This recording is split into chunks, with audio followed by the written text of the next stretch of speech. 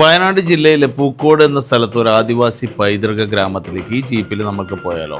Endless ടച്ചിന്റെ പുതിയൊരു വീഡിയോയിലേക്ക് നിങ്ങൾക്ക് സ്വാഗതം.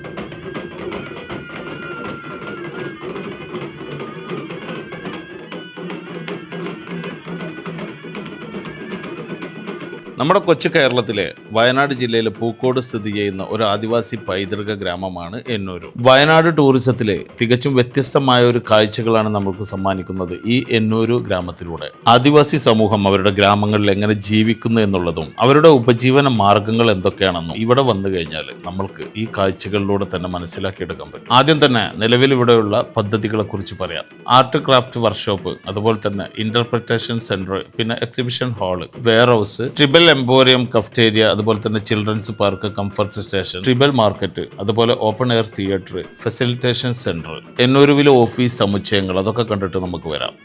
കേരളത്തിന്റെ വനമേഖലകളിൽ വ്യത്യസ്തമായ സംസ്കാരങ്ങളോടുകൂടി നിരവധി ആദിവാസി സമൂഹങ്ങളുണ്ട്. പക്ഷെ അവരിലേക്ക് നമ്മൾക്ക് എത്തിപ്പെടാൻ പറ്റല് അത്ര സൗകര്യപ്രദമായ കാര്യമല്ല. ആദിവാസികളുടെ ജീവിത ശൈലി അടുത്തറിയാൻ പറ്റിയ, അതിനുവേണ്ടി വിഭാവനം ചെയ്ത ഒരു പദ്ധതിയാണ് ഈ എന്നൂര്. എന്നൂര് സന്ദർശിക്കാൻ നിങ്ങൾ ആഗ്രഹിക്കുന്നുണ്ടെങ്കിൽ നമ്മളുടെ സ്വകാര്യ വാഹനങ്ങളിൽ 2 കിലോമീറ്റർ താഴെ വരെ വരാം. അവിടുന്ന് ജീപ്പിൽ വേണം എന്നൂര് ഗ്രാമത്തിലേക്ക് എത്താൻ. നമ്മുടെ കേരളത്തിന്റെ ഗ്രാമപ്രദേശങ്ങളിൽ അല്ലെങ്കിൽ വനമേഖലകളിൽ പ്രധാനമായും 4 വിഭാഗക്കാരാണ് ആദിവാസി ഗോത്രങ്ങളായിട്ട് ജീവിച്ചു പോയി. ആ 4 വിഭാഗക്കാര് കുറുമർ, പണിയർ, കാട്ടുനായ്ക്കർ, കുറിച്യർ എന്നിവരാണ്. നാട്ടറിവുകളും അതുപോലെ തന്നെ കാട്ടറിവുകളും ചേർന്ന സമ്മിശ്രമായ ഗോത്രമാണ് വയനാടിന്റെ ഗതകാലങ്ങൾ. കേരളത്തിലെ ആദിവാസി സമൂഹത്തിലെ ഏറ്റവും വലിയ ആദിവാസി വിഭാഗമായിരുന്ന പണിയർക്കിടയിൽ മാത്രം 80ഓളം ഇലക്കറികൾ ഉപയോഗിച്ചിരുന്നതായി കണ്ടു. ഇലവർഗങ്ങളിൽപ്പെട്ട കാടിനുള്ളിലും വയൽവക്കിലും സമൃദ്ധമായി വളർന്ന പൊന്നാങ്കണിയും തഴുതാമയും മുത്തിളും തവരയുമെല്ലാം ഒന്നാം തരം ഭക്ഷ്യവർഗ്ഗങ്ങളാണെന്ന് മുൻ തലമുറകൾ തെളിയിച്ചു.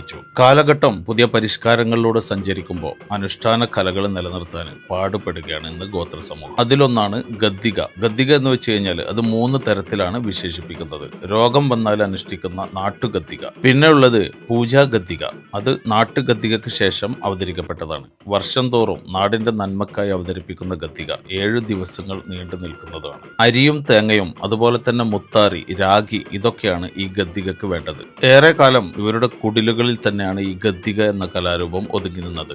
മുറം ചാരി ചൂരൽ വടിവെച്ച് കാണിക്ക അർപ്പിച്ചാണ് ഈ ചടങ്ങുകൾ തുടങ്ങിയിരുന്നത്. താഴ്വേരുകൾ കരിഞ്ഞുണങ്ങി വംശനാശം നേരിടുന്ന ഒരു വിഭാഗമാണ് കാട്ടുനായ്ക്കർ. ആദിവാസികളിൽ ഏറ്റവും പ്രാകൃതരെന്ന് ഇവർക്ക് സമൂഹം കൽപ്പിച്ചു നൽകിയ വിശേഷണം. ആർക്കും എളുപ്പത്തിൽ എത്തിപ്പെടാൻ കഴിയാത്ത വിധം കാടിന്റെ അകത്തളങ്ങളിലാണ് ഇവർ താമസ സ്ഥലം കണ്ടെത്തിയിരുന്നത്. കാട്ടുകിഴങ്ങുകളും അതുപോലെ തന്നെ വനവിഭവങ്ങളുമായിരുന്നു ഇവരുടെ പ്രധാന ഭക്ഷണ രീതി. ഋതുമതിയാവുന്ന പെൺകുട്ടികളെ അവരുടെ കുടിലിന് മുമ്പിൽ പച്ചിലച്ചാർത്തുകൾ കൊണ്ട് നിർമ്മിക്കുന്ന പന്തലിലാണ് ഇവർ താമസിപ്പിക്കുക. ഇതിന് ഗുഡമന എന്നാണ് വിശേഷിപ്പിക്കുന്നത്. ഈ ഗുഡമനയില് മഞ്ഞൾ കൊണ്ട് പൊതിഞ്ഞ കുടുംബക്കാർ ഒത്തുചേർന്ന് കൊക്കൂണിൽ നിന്ന് ഒരു ശലഭം എങ്ങനെയാണ് വിരിയുന്നത്, അതുപോലെയാണ് ഈ പെൺകുട്ടിയെ കന്യകയായി ഇവർ സ്വീകരിക്കുന്നത്. ചിലവ് കൂടിയ ഈ ചടങ്ങ് നടത്താൻ കഴിയാത്ത നായിക കുടുംബങ്ങൾ കാലങ്ങളോളം ഋതുമതിയായ പെൺകുട്ടിയെ ഗുഡയിൽ തന്നെ താമസിപ്പിക്കേണ്ടി വരുന്നതും അപൂർവമല്ല. ലിപിയില്ലാത്ത തെലുങ്ക് കലർന്ന ഭാഷയിൽ ഗുഡയുടെ മുന്നിൽ ഇവർ ഉയർത്തുന്ന പാട്ടുകളും ഇവരുടെ മേളങ്ങളും കാലത്തിനൊപ്പം മറിയുകയാണ്. മുഖ്യധാരയിലേക്ക് പറിച്ചു നട്ടപ്പെട്ട പല കുടുംബങ്ങൾക്ക് പോലും ഇതെല്ലാം ഒരു ഓർമ്മ മാത്രമായി മാറി. കാട്ടു ചിലമ്പലികൾക്കിടയിൽ ഇവർ സ്വന്തം ഭൂതകാലത്തിന് തന്നെയാണ് തിരയുന്നതും.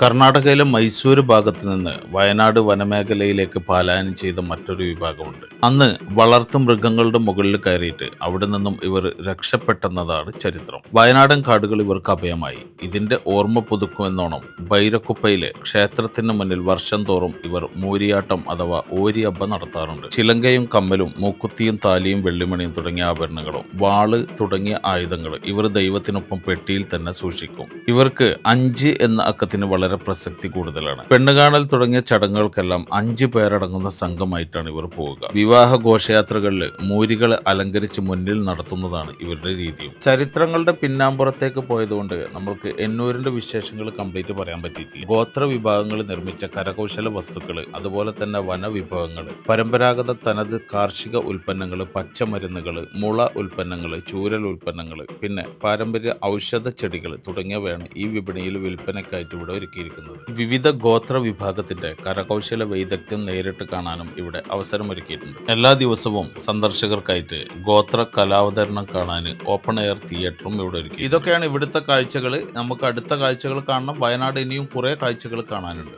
എന്നൊരു വീഡിയോ നിങ്ങൾക്ക് ഇഷ്ടപ്പെട്ടെന്ന് വിചാരിക്കുന്നു. ഇഷ്ടപ്പെട്ടെങ്കിൽ നിങ്ങൾ മറ്റുള്ളവരിലേക്ക് എത്തിക്കാൻ മറക്കരുത്. ഇഷ്ടപ്പെട്ടില്ലെങ്കിൽ നിങ്ങൾ ഡിസ്ലൈക്ക് ചെയ്യാനും മറക്കരുത്. ഇഷ്ടപ്പെട്ടാൽ നിങ്ങൾ ലൈക്ക് ചെയ്യാനും മറക്കരുത്. അനുയോജ്യമായ കമൻറ്റ് തരേണ്ടത് നിങ്ങളാണ്. അടുത്തൊരു വീഡിയോയിൽ കാണുന്നത് വരെക്കും ബൈ.